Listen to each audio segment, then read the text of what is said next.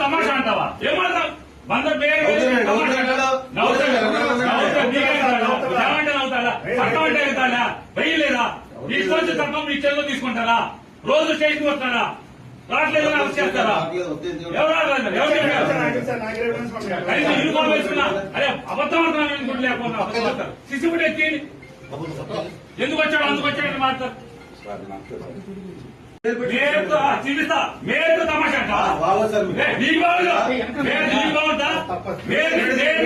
మేరు తమాషా అంటావా ఏమంటావు వంద పేరు